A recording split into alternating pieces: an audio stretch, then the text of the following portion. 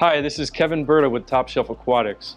I'm here to show you our new Red Sea Reefer 1000 display tank that we'll be setting up here in the store. We're just kind of in the early phases where we're cycling at the moment, but I want to kind of walk you guys through what we had done and modified and kind of how this whole setup's going to run. Well, to start, with the rock work in here, we really wanted a nice open look as far as having a lot of swimming space for the fish and a lot of open area for adding larger coral. This tank, we're really going to probably go Euphilia heavy with a lot of torches and hammers and things like that. So, we just really wanted to leave a lot of space for that, and then feature a lot more small fish and community fish. That's kind of the direction we're going. The rocks here were custom built by myself. That's another thing we do a lot for customers if you're looking for something a little more unique and more bonsai inspired. This particular one too, I actually tried a different method using tiered sand beds, so it kind of gives more of a sloping back look as well. If you look in here, you'll be able to see that kind of stuff, and we've been able to kind of create some cool caves and swim throughs as well. The lighting we decided to go with were the Neptune skies. Being that it's a fairly new light on the market, we wanted to test these bad boys out and see for ourselves how well they really grow the coral, and we're really expecting good things. I mean, these things push out some serious wattage and are able to achieve really high par levels as well. So we're pretty excited about that. Pumps overall, we opted to go with the Vortex. Since this tank is fairly long, we put 160 on one of the sides and then a couple 40s on the back wall where we can just chop up the flow, and we're hoping to get a nice rocking standing wave in this tank once it's really rolling. Also put a Neptune auto feeder on here. We definitely are big believers in feeding our fish quite often, and regular consistent feedings really help keep our nutrient levels stable. So we're a big believer in that, in addition to feeding other quality foods like PE mysis and seaweed and things like that for the tangs once they get in this system as well. All right, let's take a look under the hood here. So we put under cabinet lighting in with a motion sensor just to make it a little easier to do maintenance. In this particular setup, we opted to use the filter floss in the cups with the micron mesh. This section here, which is the secondary refugium, we actually made into a cryptic refugium. And if you look closely, this is actually a lot of mature rock that we took from some of our systems that have a lot of good bacteria, algae, sponge growth, things like that, just to help mature the system a little faster and add more biodiversity to the main display, since up here was started with just dry rock. So we're really looking to get a little bit more of a hybrid approach on that. Down here, you see I built an egg crate to keep it suspended with a power head blowing underneath, so we get a lot of really good flow in there and it won't really allow detritus to build up. We put the probes in this zone as well, and we have a leak detector module here from Apex just in case anything were to happen with the plumbing connection to the secondary refugium. We would get an alert and have notice for something like that if anything were to go wrong. One other thing we added in here that's a little different than the stock plumbing was I actually built a manifold branch here. So essentially I took the barb out and then I plumbed it with hard Schedule 80 PVC and then diverted from the main return across here to a valve that we'll be using for a reactor when we decide to run that. And then the other valve actually controls the feed to the refugium over here, which also runs through a UV sterilizer that you see right there. And we're using the Apex flow monitor kit so we can really dial in the flow on that UV, just to really kind of figure out what we're targeting if we had a parasite outbreak or algae, bacteria, that sort of thing. And we'll know exactly what flow rates are going through the refugium as well. The secondary refugium is where we're really looking to grow different types of algae. mostly probably Chaeto for nutrient control and help do a reverse light cycle so we can balance the pH and really keep things rolling, and have extra pod production for the display tank as well. Another unique feature that you probably won't see in a lot of the Red Sea reefers is the wire tracking that we used to kind of keep all this looking super clean. If you take a glance in here, you wouldn't really notice how much stuff and equipment we really packed in here. But we were able to do that and really achieve a clean look where it's almost seamless. So we physically super glued some of these wire tracks to the glass on the inside of the sumps to run all the probe wires in here, to run dosing lines, all that.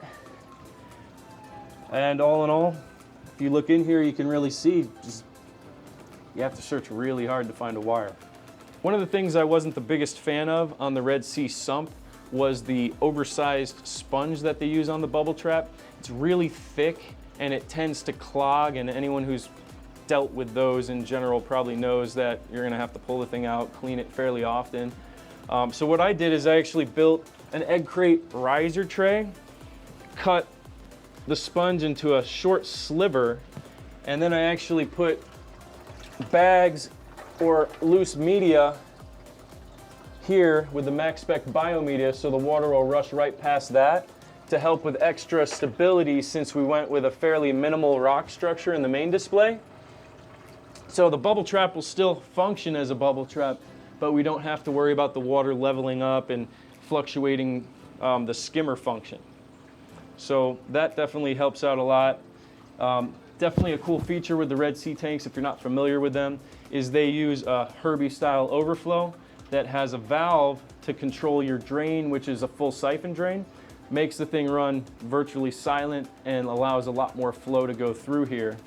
The pumps we opted to go with are the Neptune Apex Core pumps. And we actually have 2 of those on this system, which has been plenty of flow. I've actually had to dial those things down at the moment. They push some serious head pressure. And once we run the manifold and add more water flow through the refugium to get the macroalgae tumbling, I think it'll be plenty for this tank to function properly overall. The auto top-off system that we went with was the ATK. If you look back in here, you'll be able to see, it's a very good unit. It has an emergency float switch, 2 optical sensors for extra redundancy in case anything were to fail. No one likes to walk in and see a flood on their floor and their salinity getting dropped significantly lower in the display tank. So we just really wanted to have that dialed in and extra secure overall. We had the Regal 200 INT, a very good skimmer that really can pull a lot of that nasty junk out of the water. In addition to that, as previously mentioned, we're going to have a huge refugium space here that we can grow a lot of natural macroalgae to pull out a lot of that nitrate and phosphate from the water as well. One of the biggest obstacles when we were setting up this tank was really the amount of equipment we were trying to pack in here. Anyone who's done a lot of these setups knows everything now has a DC power pack, a controller, all these extra parts that you have to kind of hide in here, and it can become a little difficult and a little crowded to keep a clean look and keep everything safe where you don't have to worry about anything getting damaged if there's splashing with water and that sort of thing. As far as the Apex goes, and we see that is controlling the whole unit. We have a lot of that stuff going here with another cool feature with the new Red Sea tanks is this sliding drawer. Now this thing, we got the dosers mounted. Our plan long term is to put, our 3-part in here. Maybe eventually add a caulk stirrer over here, depending on the demand. But overall, just gives a real clean look, and we're able to hide most of these wires as well as the dosing lines through these different tracks here. If you look here, we're dosing Microbacter 7, so rather than having to come over here and put capfuls every day, we figured just use the equipment that's here, and it's pumping that in, kind of speeding up the cycling process. So we think we'll have the whole thing done pretty much within about 2 weeks. We've gotten through the ammonia where it's processing pretty much what we're dosing overnight. The nitrite is still a little high, but we believe within the next 3 days that'll bottom out and we should be good to go to add fish next week. Overall, I think we've done a great job getting this thing put together. I'm really excited to see how things go once the cycle is done and we start adding fish. If you've seen a lot of our previous videos, you know that we're big believers in having a UV sterilizer installed on the tank. With this particular model here, the Aqua UV 57 watt, we wanted something that would be good enough to kind of help with any minor issues that could pop up in the tank. If there could be dinoflagellates, algae blooms, bacteria blooms, parasites, things like that. So it's just a little extra level of protection. We may not run it all the time. We may run it on a timer, but having it pre-installed just kind of keeps it there and ready to rock in case we need it. If you look in the display tank, you'll see a few random rubble pieces scattered around here.